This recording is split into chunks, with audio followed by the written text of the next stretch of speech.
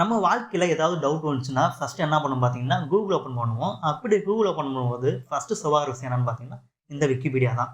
So இந்த விக்கிபீடியானா என்ன? விக்கிபீடியாவ யார் உருவாக்குனா? அது எப்படி வேலை செய்யுது? அதில இருக்கிற தகவல் எல்லாமே உண்மையான்றத இந்த வீடியோல பார்க்கலாம் வாங்க.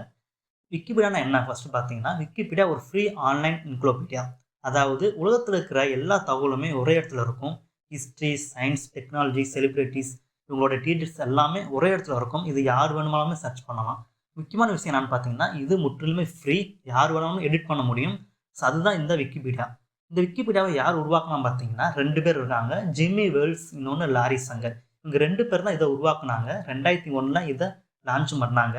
ஸோ இத லான்ச் பண்ண நோக்கம் என்னன்னு பார்த்தீங்கன்னா, உலகத்துல இருக்க எல்லாருக்குமே நாலேட்ஜ் வந்து ஃப்ரீயா கிடைக்கணும். ஸோ அப்படின்ற நோக்கத்துக்காக தான், ஒரு நல்ல நோக்கத்துக்காக தான் இத உருவாக்குனாங்க. இப்ப இந்த விக்கிபீடியா எப்படி வேலை செய்யுதுன்னு பார்க்கலாம். விக்கிபீடியா ஒரு கம்யூனிட்டி பேஸ்ட் பிளாட்ஃபார்ம். யார் வேணுமானாலும் அக்கவுண்ட் கிரியேட் பண்ணலாம். யார் வேணுமானாலும் ஆர்டிகிள் எழுதலாம். யார் வேணுமானாலுமே பழைய கன்டென்ட்ட எடிட் பண்ணலாம். இங்க நீங்க ஒண்ணு கேட்கலாம். பழைய கன்டென்ட் யார் வேணாலும் எடிட் பண்ண முடியும்னா, யாராச்சும் ராங் இன்ஃபர்மேஷன் குடுப்பாங்களே! அப்ப என்ன பண்றதுன்னு கேட்டீங்கன்னா, ஸோ அதுக்கு தான் தௌசண்ட்ஸ் ஆஃப் எடிட்டர்ஸ் இவங்க வச்சிருக்காங்க. அவங்க தௌசண்ட்ஸ் பேருமே கண்காணிப்பாங்க. யார் ராங் இன்ஃபர்மேஷன் குடுத்தாங்கன்னா, அத ரிமூவ் பண்ணி விட்டுருவாங்க. ஸோ அதனால தான் விக்கிபீடியா இன்னுமே ட்ரஸ்டபுளா இருக்கு. நெறைய பேர் யூஸ் பண்றாங்க. ஸோ விக்கிபீடியால கிட்டத்தட்ட 6+ மில்லியன் ஆர்டிகிள் இருக்குது. அது மட்டும் இல்லாம 300+ லாங்குவேஜ்ல அவைலபிளா இருக்குது. அது மட்டும் இல்லாம daily millions of peoples use பண்றாங்க. நீங்க ஒண்ணு பார்த்தீங்கன்னா தெரியும்.